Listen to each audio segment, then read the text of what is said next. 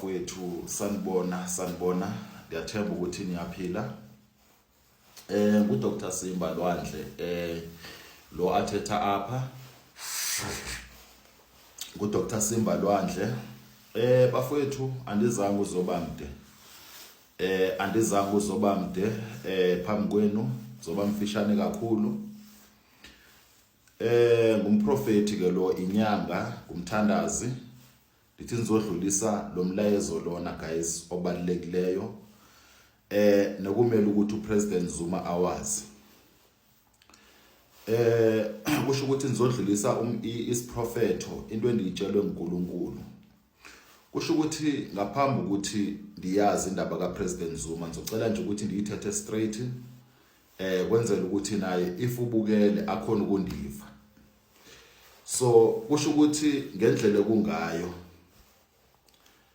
kufike ipower, ngizocela ukuyibeka nje ngale language ukuthi kufike ipower noma kufike idlozi eliphethe uPresident Zuma kum. So idlozi lakho lingamdescribela xa ifuna ukulazi. Akulokhehle but ngumuntu ongikada, ngumuntu olikhehle but akulokhehle lidala but ngamdescribela. Ndingaze futhi nabantu badraw abantu ndidescribe abese confirm ukuthi mhlambi kuphansi ukufana na noma kumenjani. But kufike lona so lizocela uncedo ngendaba kaPresident Zuma ngento ezokwenzeka. So okunye ke ngizokuthetha naye okuningi. If kunemibuzo kungaba kuhle ukuthi anganifonela ku 064 977 5263. Inamba yami yecingo ya 064 977 5263. So umlayezo ufika so usithi ngizokhatha istory eside sibe short. Umlayezo ufika so usithi kunabantu abafuna ulendo ukuketula uZuma, kahle not ukumketula, kahle bafuna ukumbulala. Kunabantu abafuna ukumbulala upresident we-MK party uJacob Zuma.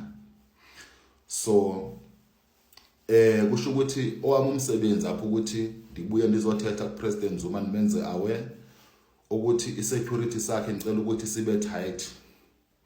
But bakhona bazomjikela even na ku security sakhe ngoba xa kuthight kakhulu.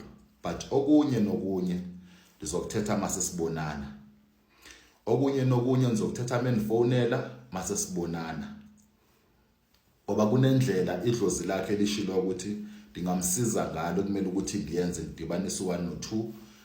Oko sizoba sendikhuluma naye ukuthi sizokwenza kanjani ukuthi akwazi ukuthi abe safe. Abafuna ukuthi ashone ngokuzifela mhlawumbe lesiyagule ashone njengoba sizoshona sonke emhlabeni. Abafuna ashone ngezifo njengoba izifo zininzi, kunama corona, kuna everything. But bafuna ukuthi ashone ngesibhamu. Bafuna ukuthi ashone ngesibhamu. Ayikho enye indlela abafuna ukuthi ashone ngayo. Futhi oku kuyaphuthuma kwabantu aba. So imessage ndiyigqithisile.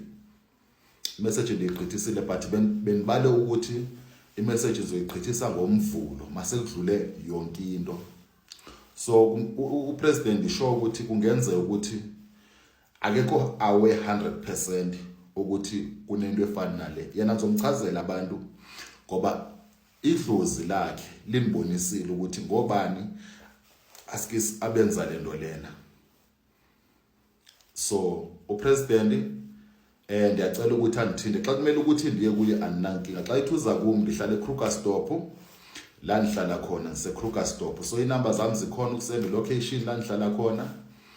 uPresident azofika. Ke bafowethu andifuni ukukhuluma okuningi but ndicela ukuzokhuluma okuphuthumayo. Andifuni benikhuluma okuningi benichaza okunye nokunye ukuba uPresident yakukholwa.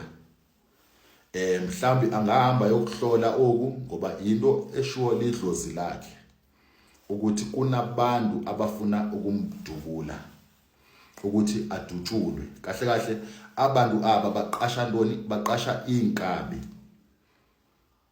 So yinto enzoyithetha bafethu ukuni ukuthi ke ukuyipresident ukuthi yandifonela noma wenza kanjani but umlezo ndiwugqithisile ukuthi abafuni ukuthi ashone ngezinye indlela kodwa abafuni ukuthi bamlento bamshaye ngesibhamu.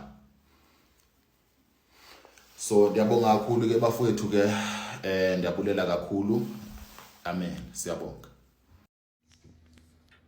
Inyanga ezibiza ngoDr Simba Lwandle ku-TikTok yiyo ekhiphe lesiprofetho. Ngabe uyakholelwa kwizinyanga zaku-TikTok?